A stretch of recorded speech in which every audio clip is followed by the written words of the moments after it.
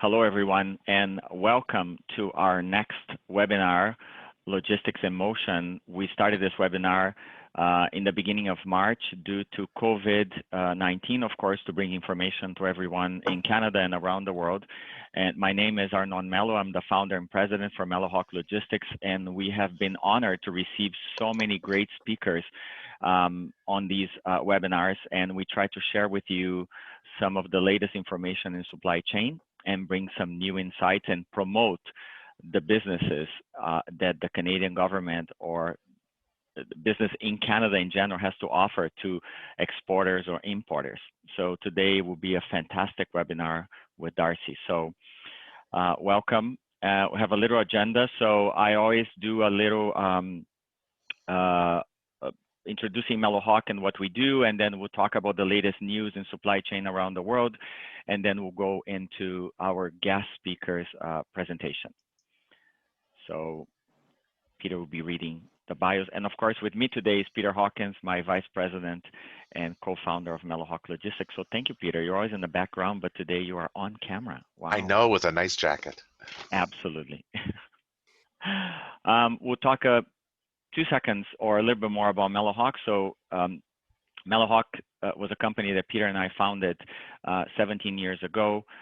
We have 150 partners around the world, and we are a freight forwarding company. What does that mean? It means that we move cargo from point A to point B, facilitating not only the transport, but the customs clearance or the analysis of documents if you're going to a different country, or if you're importing from a market that you're not familiar. Together with our partners in those markets, they represent our interest and your interest, so we can move that cargo in accordance to what you need. Of course, we do air, ocean, trucking, customs clearance. As I said, we move personal effects. We handle many dangerous goods products around the world. And one thing that I like to remind people, which is very, very important when if you're going to go into supply chain or buying a product or importing a product from a different country, the first thing you should learn and know about is Incoterms. If you don't know what Incoterms means, it's the transfer of risk and cost on any buying transaction. So it dictates who is responsible if there is a loss or damage to a cargo. Of course, together with Incoterms, you'll be choosing to do insurance or no insurance because of Incoterms. Another point that is very, very important on any contract and shipment. So if you don't know about Incoterms, read about it. There's 11 of them, and they are not only FOB and CIF, so they're very crucial to your business. And if you need help, of course, contact us. We'll give you a full lesson on Incoterms and also do a lot of consulting for you in terms of what you need to bring a product from a particular market. As I said, because of COVID, we try to bring some updates on what's happening in Canada and the world in supply chain. So here we go. Just as Canada was set up to impose a wide range of retaliatory measures, the US abruptly declared it would drop the recently imposed 10% import tax on Canadian aluminum, at least until after the presidential election in November, but would revisit the issue every month. But the conflict is not over, since the US unilaterally set monthly targets for the volume of aluminum imports it will accept from Canada without a tariff. Unpredictability in our largest market is another reminder that we must all consider diversifying and seeking new markets for export. As we know, in general, my experience is that Canadians are very conservative and they don't want to go into different markets. They're very safe, close to the US, but this is a time that shows that we need always to look for other opportunities. Another topic is strong demand for containerized imports into the US and Europe through the third quarter peak season is limiting the availability of equipment in Asia that is urgently needed to serve the fast rising volume. The lack of containers will continue to be felt globally. As you know, due to COVID, China closed for several months. That affected the flow of containers from China to several destinations around the world. And then, of course, the exports from those regions were also affected because there was no containers to go around and come back. As COVID got better, the containers will start moving again, but we continue to see delays, and steamship lines are holding containers on transshipment points in order to alleviate the bottleneck that you see at some destinations. North American freight charges for August showed a market jump in local trucking costs, likely due to increased demand for services between ports, warehouses, and distribution and fulfillment centers, as e-commerce demand spurred imports. Shippers must continue to watch and seriously understand shipping costs and how they affect the bottom line. The trucking industry was affected several years ago due to several regulations, economy, and so forth. And now we see an increased demand on trucking, because as containers cannot go from the port to some clients' warehouses, these containers need to be moved away from the port to stop demurrage. So trucking companies are very, very busy across North America. And in a new release statement, the Organization for Economic Cooperation and Development now predicts a global economy decline of 4.5% in 2020 versus a 6% drop forecast in June. The revision for 2020 is good, but even so, the global economy is facing damage that the OECD describes as unprecedented in recent history. For exporters, this means preparing and planning for the long game. There is always economic potential, so we have to be positive. So Peter, back to you, and now you can present our guest speaker. Thank you so much. Sure. So before I talk about Darcy, and in fact, while you folks all read his fantastic biography, we'll go back to that. Thank you. I wanted to comment a little bit on EDC. EDC is really important to MELLOHAWK, and it should be very important to all of you exporters and entrepreneurs. The main reason is we do a lot of international business, but we always had a frustration in that our feeling of how much risk we could take with an international client was always limited. And we really capped it at about $25,000, mainly because, of course, I couldn't afford to lose $25,000 if they didn't pay. Then along came EDC in the form of our rep, Amasika Bayeta, and she came and taught us how to use EDC and how to use their insurance products so that we could guarantee payment. And we could really grow our business with the confidence that we would get paid. So our business, and I'll give you some real numbers here, our cap used to be about $25,000, and we were able to jump to $75,000 and $100,000 that we were willing to extend credit to companies, and these are for shipments, right? These are not even for goods. And that really opened up our business and changed the whole game for us. So I want to stress how valuable EDC can be for you and how valuable your rep can be in having a serious conversation about what your goals are, who your clients are, and to reevaluate your clients so to make sure that they are the people that you want to be doing business with. Furthermore, they will even help doing matchmaking, and that's an incredible asset that even I learned was new for me today.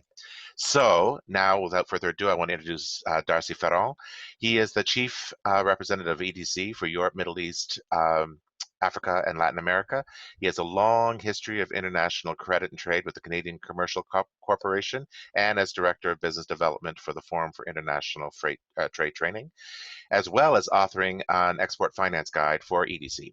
He completed an executive interchange with the Department of Foreign Affairs, Trade and Development as a senior trade finance specialist, advising the minister on complex trade policy issues, including their legal, financial, and political aspects. He is a certified international trade professional, and he has an executive MBA from HEC Montreal McGill, and now sits on the advisory board of that program. He is also an elected member of the board of directors of the Brazil-Canada Chamber of Commerce, and you all know I love that, and we are delighted to have him here. So Darcy, over to you. Well, thank you, Peter, and thank you to the MELLOHAWK team for having me today. It's always a pleasure to work with you, and look forward to a good afternoon together. So, and Peter, certainly as I go through, if you see anything you'd like me to elaborate on further, I'm happy to do so on the fly, and we'll make this as interactive as we can. Lovely, thank you. Wonderful. So let me dive through who we are in about 30 seconds. So we're a Crown Corporation. And what that means is that we operate at arm's length from the Government of Canada, but we do benefit from their credit rating. It's kind of the best of both worlds in some respects. We operate on commercial principles. What that means is that our pricing is benchmarked to the market. So we're not here to subsidize or to undercut. What we are here to do is to help Canadian exporters go, grow, and succeed. We want to see you mitigate risk in doing international business. We want to see you succeed in international business, and we're here to back you every step of the way. We do this with a variety of products, which I'll get to later. The other thing I wanted to highlight from this slide is our international representations. So we have feet on the ground in 21 countries, including 2 in Brazil. In fact, Brazil and Mexico are our oldest international representations. We've been in both markets for over 20 years. So certainly Latin America is very much a priority for us. So in a nutshell, that's who we are, Canada's official export credit agency. If we look ahead at some of the numbers, we're supporting annually just over $100 billion in business. Our customer count continues to grow. We're over 16,000, which is about double where we were a little over 5 years ago. Doing business in over 200 markets. That's largely with our insurance product, where we insure up to 90% of a receivable and the risk of default or non-payment. So that's really our leading product in terms of volume. But what I find interesting here is if you look at the sectors, and where are we actually doing business? Well, this certainly mirrors some of the Canadian strengths. And again, I look at LATAM leading the way, particularly in mining, where we're at $13 billion in volume. I look at resources, $16 billion in volume, much of that in Latin America. And certainly we're seeing far more activity in what I like to call the horizontals. So these are your traditional sectors, but not to be forgotten are the horizontals. So the advanced technology, for example, that touches all of these sectors. And that's where we're seeing a lot of our matchmaking activity, which we'll talk about a bit later. In terms of business facilitated by geographic market, no surprise that North America leads the way, given that 75% of Canadian exports are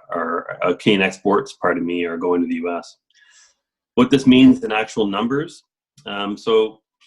certainly what I would want to stress here is the fact that, we're very, very much keen to work with women-owned and women-led businesses. In fact, under our current president, Marie Lavery, we actually established a team that is dedicated just to that. And so it's been extremely successful. I think also worth noting here is our support for clean technology companies, which is very much aligned with our shareholder priorities. We're working not just with clean tech companies, but also with oil and gas companies to help reduce their greenhouse gas emissions and introduce innovative Canadian suppliers that can do just that.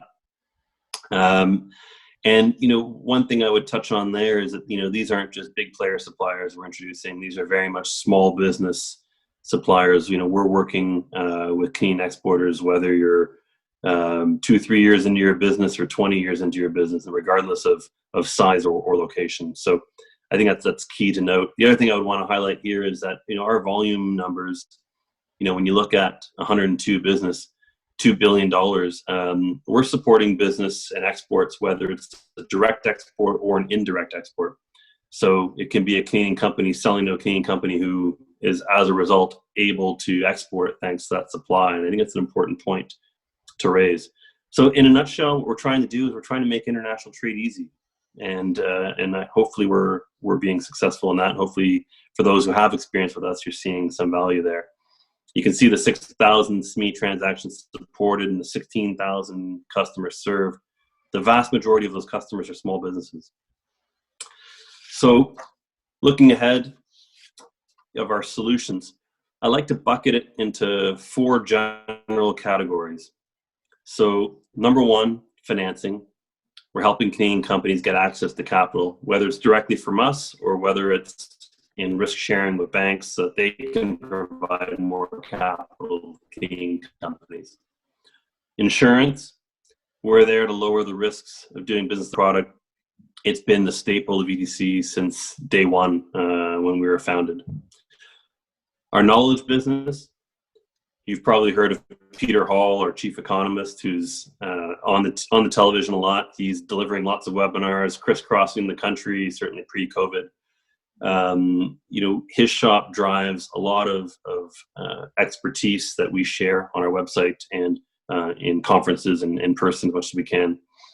And then the connections piece, where we're really trying to connect Canadian companies to international buyers and help both parties grow. We're looking for win-wins in this area.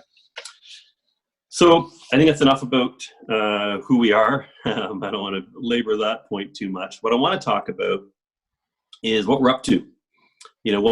What's changed since COVID. And I think the key thing that I want to stress here is that we're here to support Canadian companies in good times, but also in bad times. One of the hallmarks for EDC is loyalty, right? We want to be there for you in economic upturns, but also in the downturns, and help you weather the storm. And we certainly have a role to play in responding to our current economic crisis as part of a Team Canada approach, if you will. So we've been following the trajectory of the pandemic very, very closely. We're in regular communications with our partners on this regard. And we're continuing to monitor the impacts in the economy, particularly for Canadian exports. And in doing so, we realized that we needed to make some changes to our programs to help you weather the storm. So we've adjusted our focus and flexibility, enhanced our products and services to reflect the current needs of Canadian businesses. So in a nutshell, we've eliminated waiting periods. I think what we're trying to do in COVID is be quicker, get solutions to market as promptly as we can, because Canadian companies need us in a very, very prompt fashion. So we're waiving waiting periods for claims. We're offering payment deferrals. We're offering payment relief on policy dues. We're offering liquidity injections, lots of things to get capital and a lifeline to the market as quickly as possible. I kind of make it, I draw it akin to a wartime effort. I can tell you on my team, on the international side, we've actually redeployed 3/4 of our staff to the domestic side, to the COVID relief effort. That's how critical it is. And I think we're putting our resources where our mouth is, if I could say. And we've also introduced some new programs. So you may have heard of the Business Credit Availability Program. This is us exercising our domestic powers that the Government of Canada has given us on a temporary basis. They broadened our mandate so that we can provide emergency liquidity relief to micro, small, and medium-sized businesses via Canadian financial institutions. So this is a program that all the major banks and the major co-ops have signed up for in Canada. So we can guarantee new operating credit and cash flow term loans that financial institutions are extending to their customers, up to $6.25 million. And just to put it in perspective, our program war chest, if you will, for the BCAP guarantee is $20 billion. So we're trying to backstop Canadian banks and Canadian cooperatives with a lot of capital so that they can continue to help keep you afloat. So what does this actually mean? What does this entail? Well, the guarantee is for operating costs. So it covers things like rent, payroll. It's to help financial institutions extend to their clients a capacity to access credit. It's been created in response to the liquidity challenges in the SME market segment in particular. So we've had our ear to the ground and responded in record time. This program was released within weeks of the shutdown. It provides our rating to financial institutions on new facilities so that they can provide incremental emergency liquidity.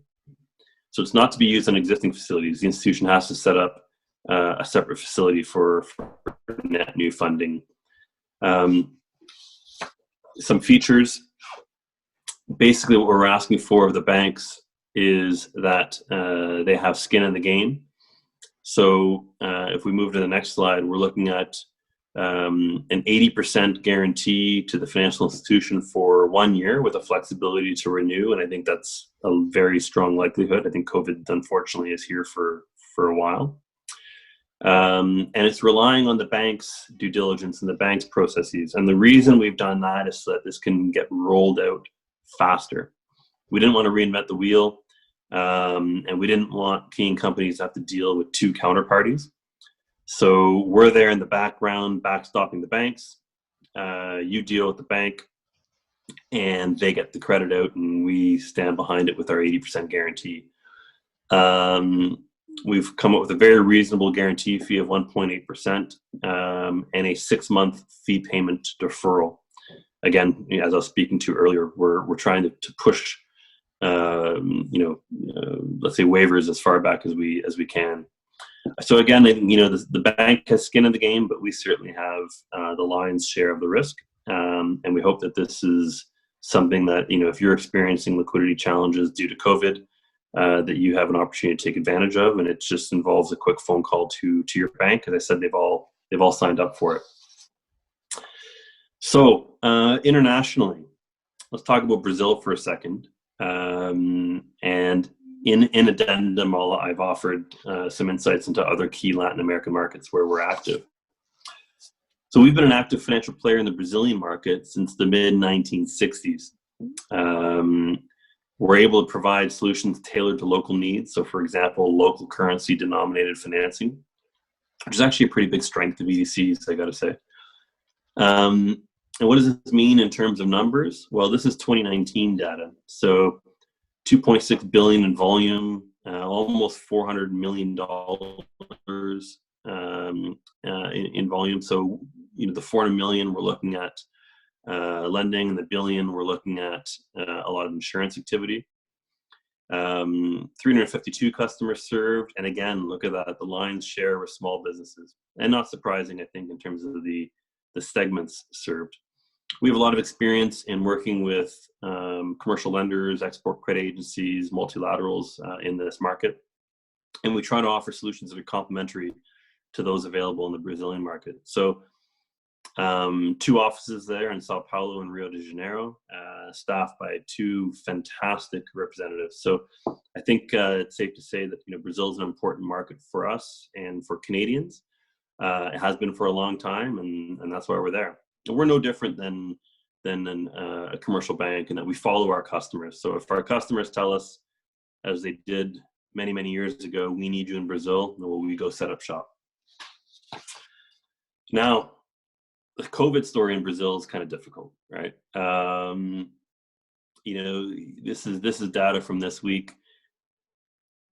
I think, like a lot of markets, we're seeing a rise in cases. Certainly, Brazil has had its struggles in capping COVID cases due to varying public responses. A lot of density, of course, in certain centers.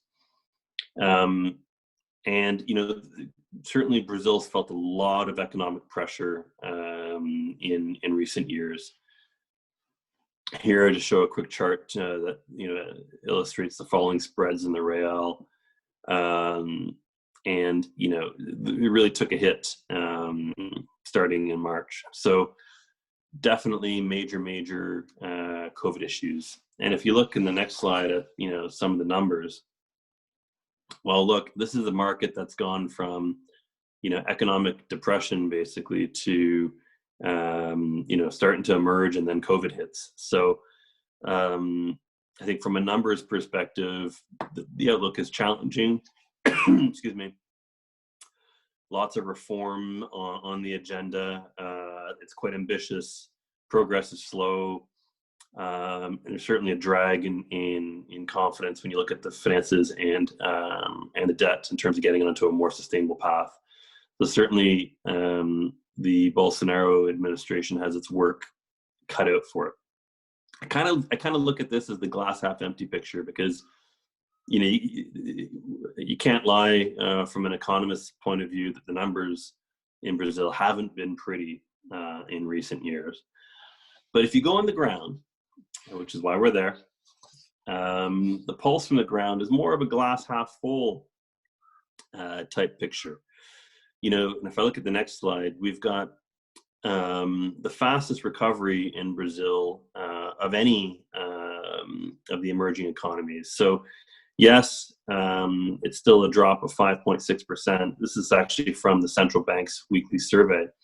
EDC has it at 6.6%. So a bit of a gap there, but certainly, we're looking at it, and not necessarily on a weekly basis as the central bank is. So, there's positive there, right? I mean, it could have been a lot worse. And, Brazil continues to attract investment to the infrastructure gap, to make the environment more business friendly. We've seen a natural gas framework approved by the lower house. We're seeing tax reforms in review.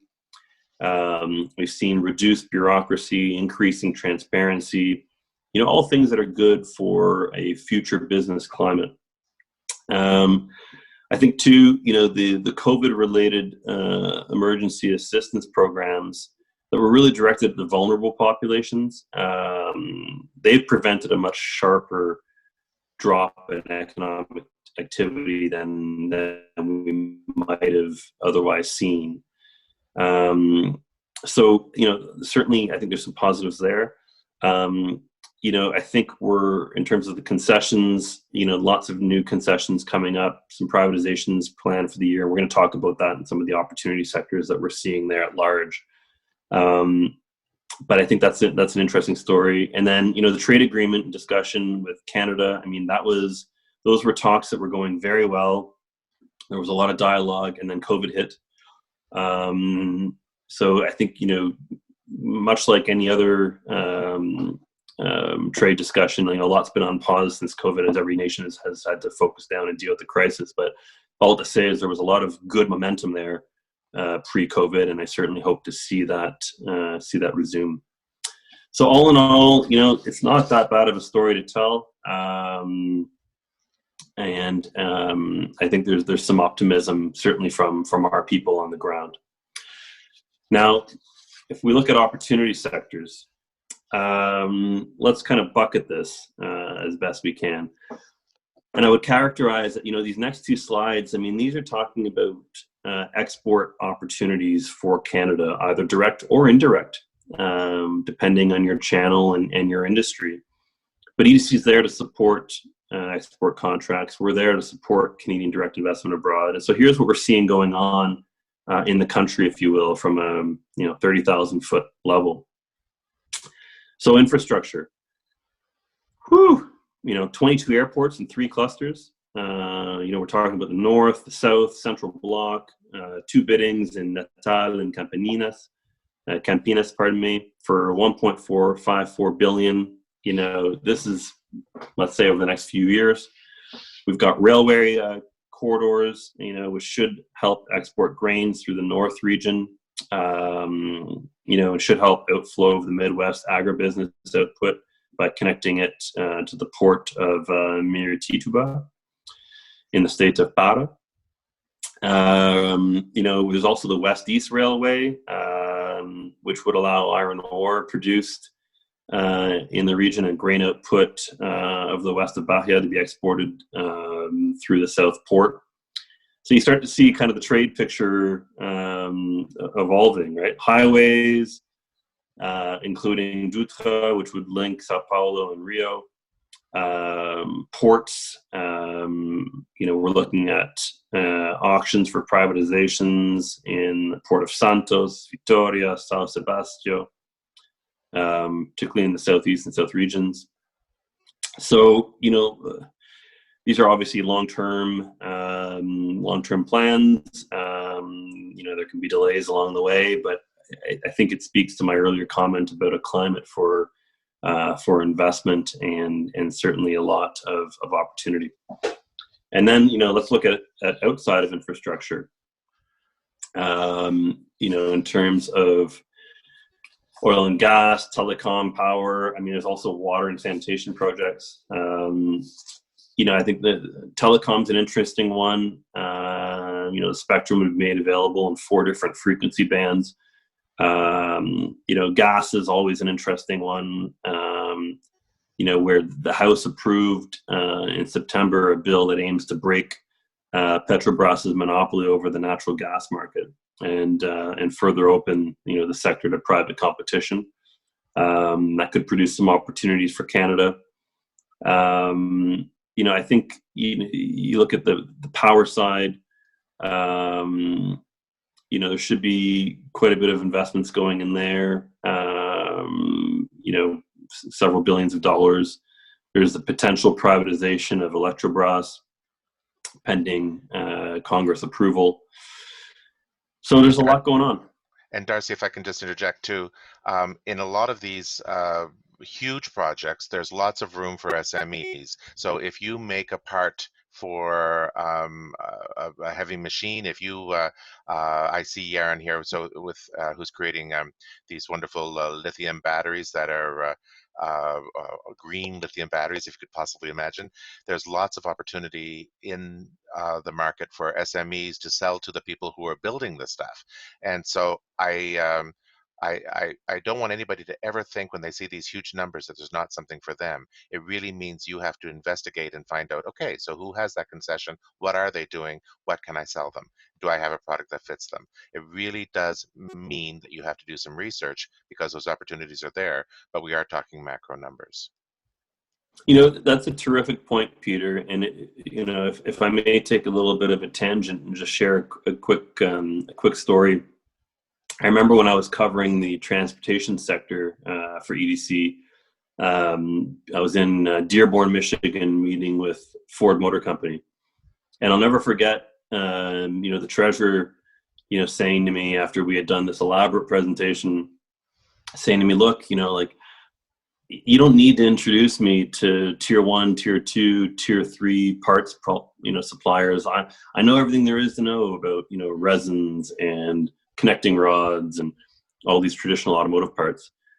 He said, "What I really want to know is where can I find John and Jane working in their basement on a technology that nobody's ever heard of that gives me first to market advantage on advanced technologies that I need to be competitive in the future autonomous sector." So, talk to me about micro SMEs. Talk to me about what the super clusters are doing in Canada. Talk to me about, what types of small businesses that, that you would uniquely know, either through your insurance programs or just through local relationship management, that, someone like me that's, too big to dive down to the smaller levels, can find out about, right? So I thought it was definitely an eye opener. So to your point, absolutely.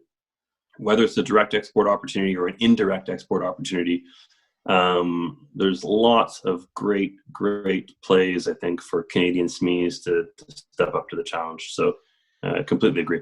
And I want to underline too, when you said Canadian companies selling to other Canadian companies so they can export. So some of that stuff actually, it may be through EDC, but you're not the exporter. That I think is something very, very interesting that I did not know. So very cool to see.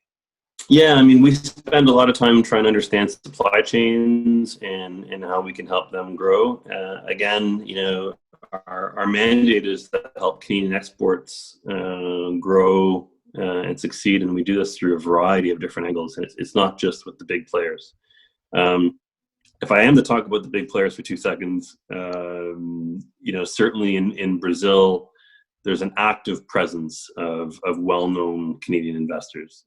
So Canadian Solar, Brookfield Renewable Power, Cubico, the teachers' pension plan. I mean, they're all very active there, and certainly there's a lot of long history of Canadian companies, on the ground in Brazil as well. So I think our brand in terms of Team Canada is quite strong.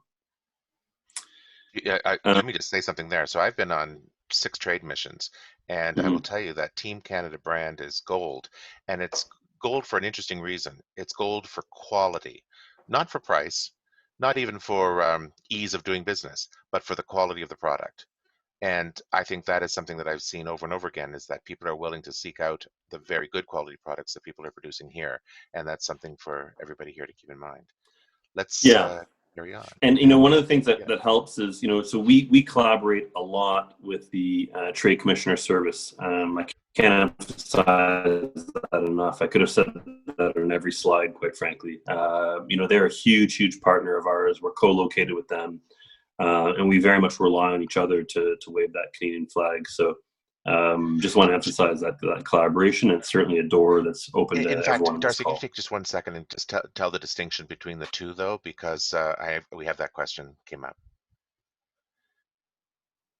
Yeah, sure. So, I'd say the distinction between the two. So the Trade Commissioner Service is, they have a variety of functions on the ground, but from a trade perspective, they assist in leading trade missions, in offering on the ground knowledge of the market, of the political sensibilities.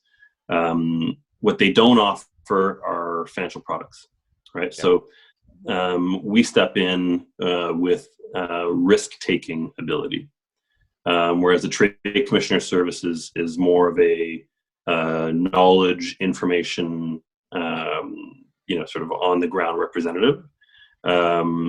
Our representatives are also looking to transact. So I think that's a key distinction between the two. Great. And just one other thing, too. People have all heard about Can Export. Can Export is a Trade Commissioner Service fund product. It's not an EDC product. It's a matching thing. So I know I get lots of people saying, well, EDC doesn't seem to know about Can Export. Of course they do know, but it's not their product. So just wanted to underline that. Darcy, let's carry on then to all the other stuff you offer. Yeah. So in terms of, and I want to leave some time for Q&A, so I'll get through this in the next 5 minutes. What we're trying to do, certainly during COVID, is create, some related resources, some that are to our products, to help, drive our subject matter expertise externally. So, there's economic insights and analysis during this time that you can sign up to receive at edc.ca. Our chief economist, Peter Hall's weekly commentary is one that I would highly recommend. And new information is being added regularly. So, you can use this hub to find insights and tools and resources to help answer frequently asked questions about handling the efforts of the pandemic, about what we're doing in the market on particular sectors, et cetera. So, I think this slide just talks about some of the webinars and trade information we're doing. We also have our export help desk, which is kind of a triage unit, if you will. They offer a navigational service, if you will, just to help point you in the right direction on export related questions, connect you to the right people, to the right resources. And they can sort of provide these targeted referrals, if you will, so you can move ahead confidently and not waste your time trying to find who the right player is. So I like to refer to them as our sort of triage unit, jack of all trade, plug you into the right people unit. And so that's called our export help desk. And all of this is available at edc.ca. And certainly if ever you're in market or you want to learn more about our engagement in Brazil, as I mentioned, we have 2 offices led by 2 fantastic women in Monica and Fernanda, based in Sao Paulo and Rio, respectively. And so, they have a wealth of experience in the ground and can certainly give you the pulse there.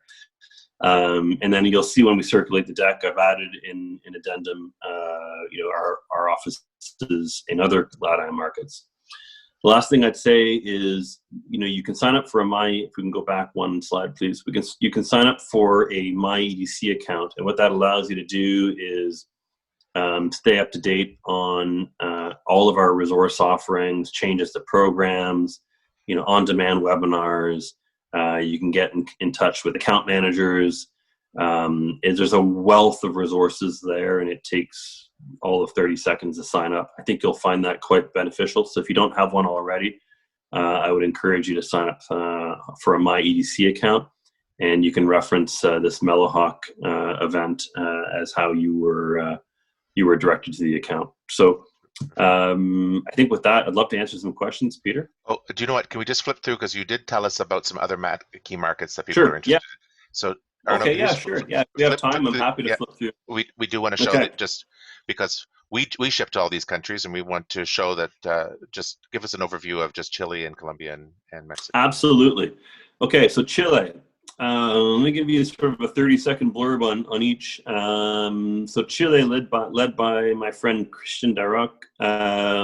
We have an office in Santiago, very much a forestry and mining focus, but we certainly do have exposures in other areas.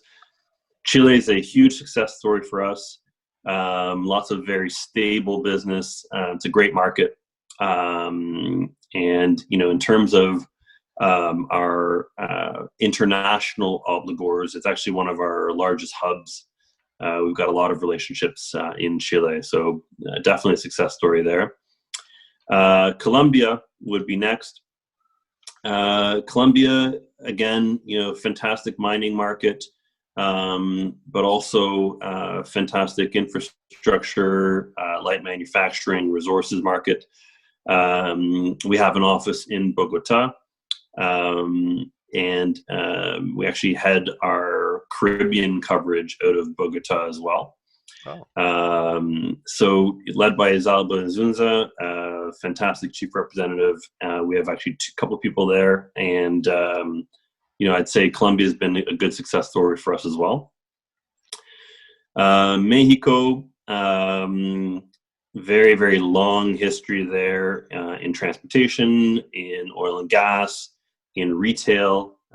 In fact, some of our biggest retail success stories have come out of Mexico.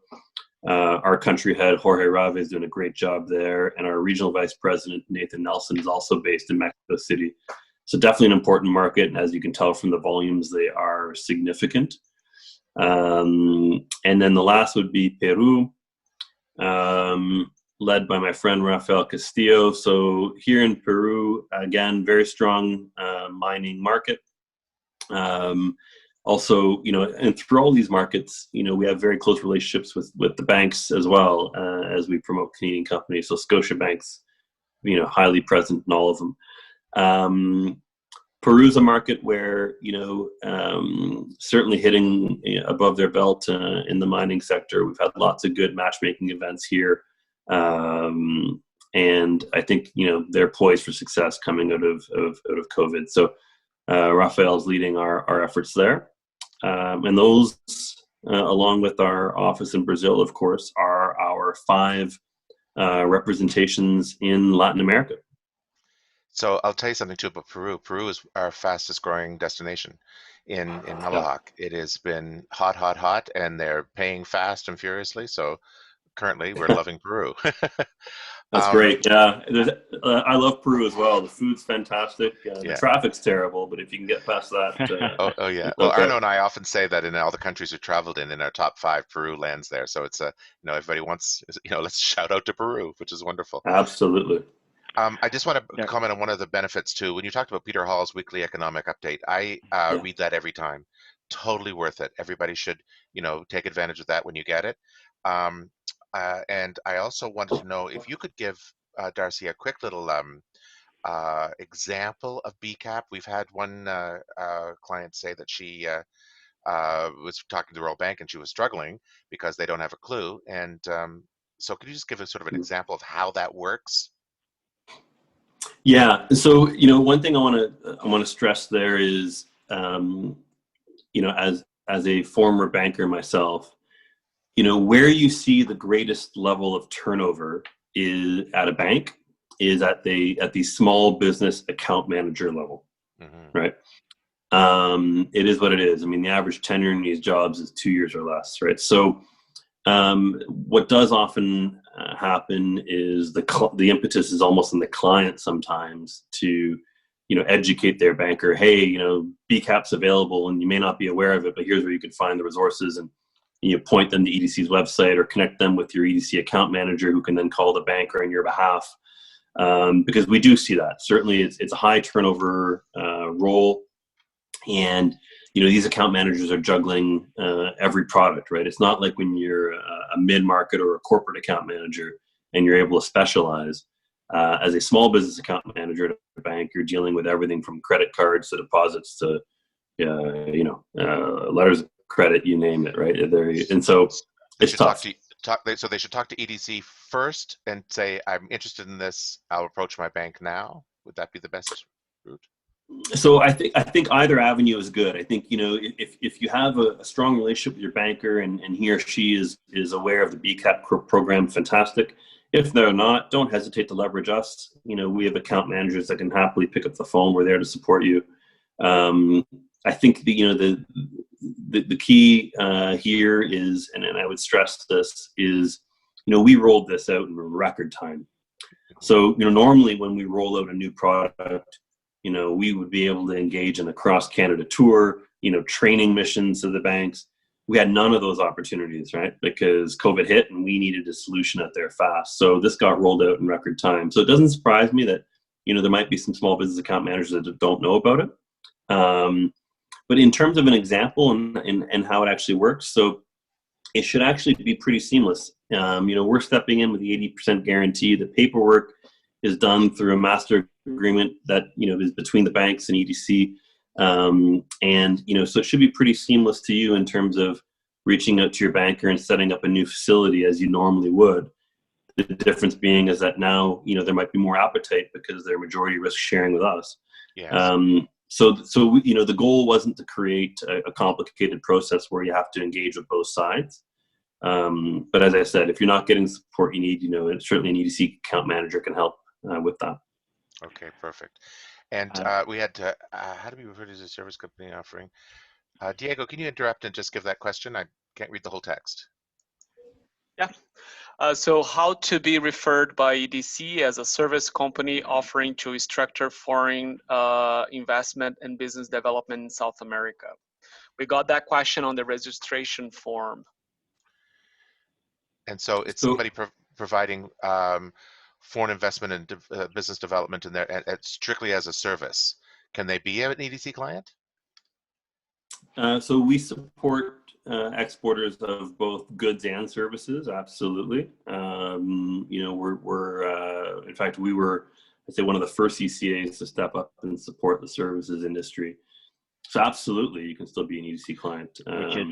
Which is our case, right? We provide the service.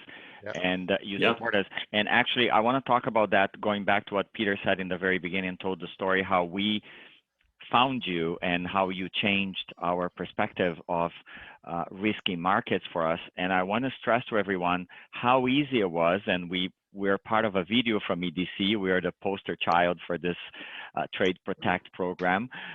It took me literally 8 minutes to create an account and file off the information of the client that I needed to insure because we were about to lose a potential business.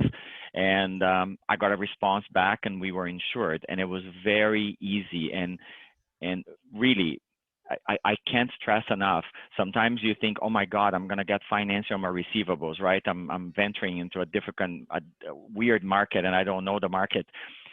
Reach out to your rep. And there's another question here, how can I reach EDC? Well, I guess you're gonna have to email Darcy first, and then he can send you your closest rep to where you are, right? Darcy in Canada or whatever market, and they can provide those details, information to you.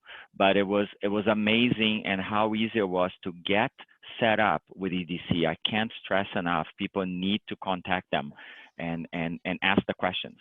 Sure. When Darcy was talking about those help advisors who triage stuff, Margin, that answers for you. That's who you contact as well. Yeah, certainly. I'm of course happy to help, but you're right, Peter. So we have this export help desk for that very reason. So Canadian companies that may not already have an EDC account manager assigned and are looking to navigate the suite of products and services, they can reach out to the export help desk. It's a one-stop shop, and they'll make sure that you're connected to the right person locally, and then a relationship is assigned and established. So that's the avenue. And we have Pari asking about life sciences sector. What's your vibe on that as a growing sector in Brazil? Or maybe I should go over to Mhm. Arno and his very special friend, Dr. Kitty. Yeah. Well, Okay. What I can say quickly on that is, when you look at the Government of Canada's forecast for GDP for Canada in 2030, growth was led by three key sectors, right? So it was agri-food, it was advanced technologies, and it was health and life sciences. So absolutely, it's a priority for our shareholder and certainly a priority for us. I think, there's a strong supply chain in Canada. We certainly have a presence there.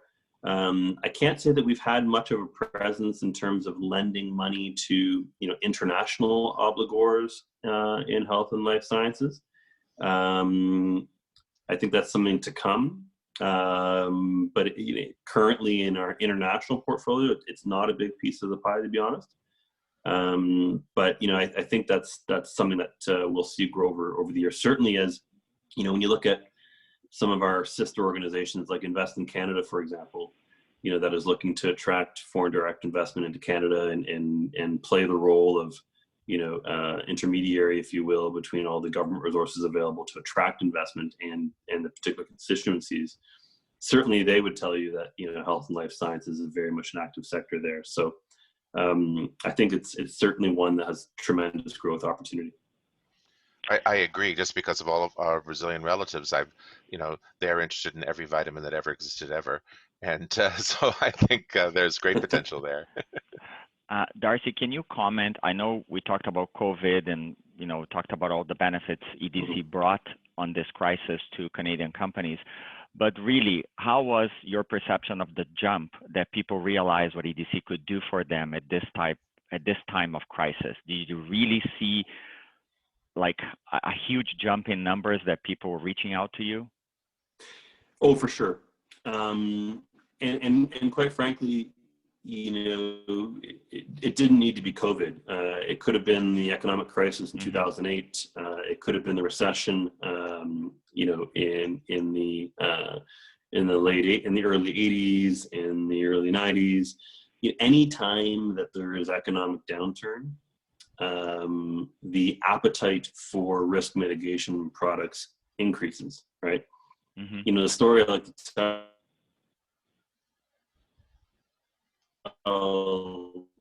is, the letter of credit is actually the oldest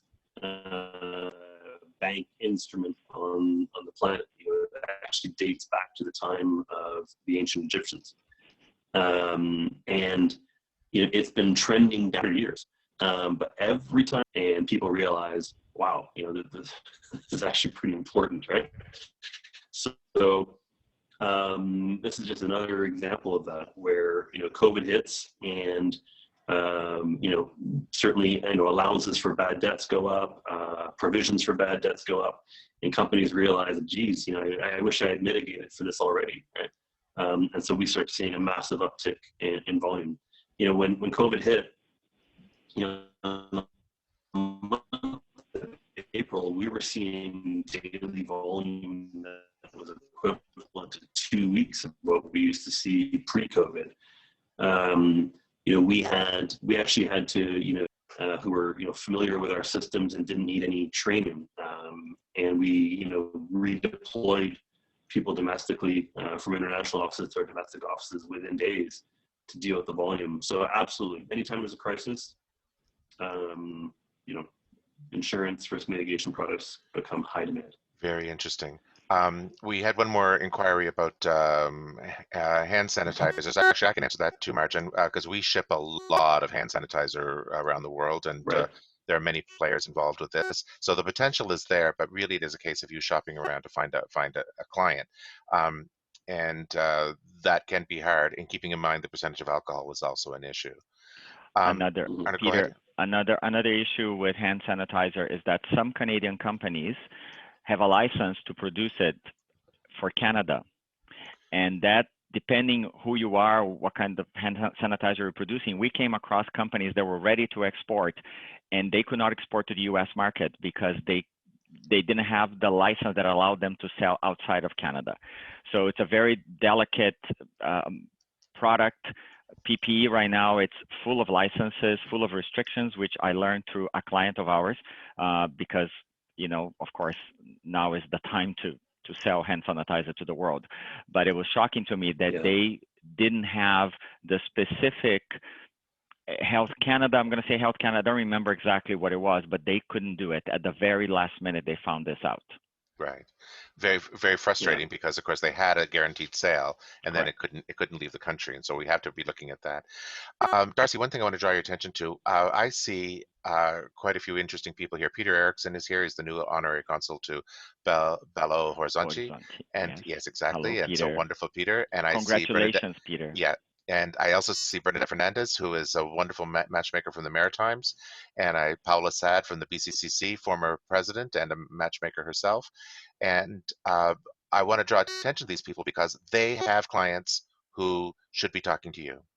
And so I just want to remind everybody that be sure and share this information with your clients, because right now you have access to something so many other countries don't have, and that is a government agency that will help you mitigate risk in foreign markets. And that's just incredibly important to know and to take advantage of. So NALO is also a wonderful matchmaker there too. There's quite a few terrific business development people here who have clients who need EDC. Yes. So wonderful. Well, look, we're certainly open arms, and you know, we're here to support. So call us anytime. Sign up for my EDC account, and we'll get you a link to the right person. wonderful. So I think that's everybody in the terms of questions. And Arno, do you have any questions? And Diego, did any other questions come through the registration? I would like to remind everyone, we put a questionnaire on our chat, so if people can fill out our survey so we know what you're looking for in the next webinars. We are trying to bring speakers that are relevant to this market, to the crisis we're facing, to the knowledge that Canada has to support Canadian exporters. So send us your request, what you think you should see on our next webinar, because certainly all of them are on our YouTube page and they are fantastic. And I want people to go away now with some solid tips. And so Darcy, if you can give me one tip, other than phone EDC, one tip for someone who is looking to export. One tip for someone that's looking to export, I think I would say don't do it alone. Don't do it alone. There you go. You know, don't do it alone. There's no need. There's a ton of fantastic people, you know, whether it's you know, freight forwarders like yourselves, whether it's, you know, export agencies like us, BDC, who also are in the game, right? I mean, BDC is also there to help micro SMEs and entrepreneurs get off the ground and have the financing they need.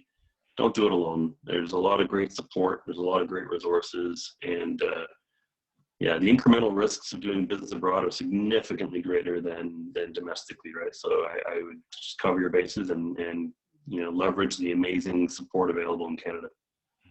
I totally agree. I agree with you about partnership, because you mentioned freight forwarders, of course, like we do. We do have partners in all these countries as well that will advise us on the ground information about customs and supply chain. And together with you, you form an alliance that then you are secured that your product's going to get to destination the right way with the right insurance, not only for the value of the goods, but also receivable insurance and all the beautiful services you have. So thank you so much for mentioning that.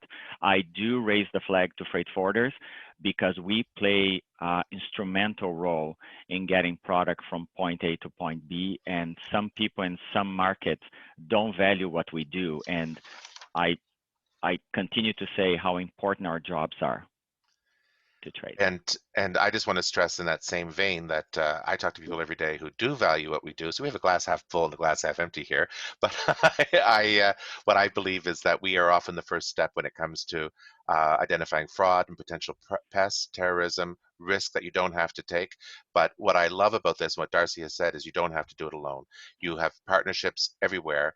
And one thing I really want to stress is, even if you are just starting out, we understand just how many millions of people in Canada are in micro businesses, are in SMEs, are entrepreneurs. And uh, these organizations, Darcy's organization, the government of Canada, people like us are all willing to help. Yes, we really want to grow the business. Don't get me wrong. We want to grow your business and our own. But the options for you are limitless. One other thing, I can see the questions people asking how to get this. We are going to be sending out this presentation to your emails for everyone who registered, and the link to the YouTube page will be on there as well, so you'll see that too. Darcy, thank you so much. Really, really helpful. And I think you're frozen. Are you frozen? I think he's frozen. I think his time is up. Okay, we are delighted to have Darcy here. Thank you.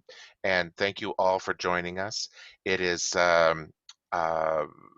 remember that the way to grow this economy and the way to grow your own wealth is to export. Oh, go ahead, Darcy. He's back. And he's not.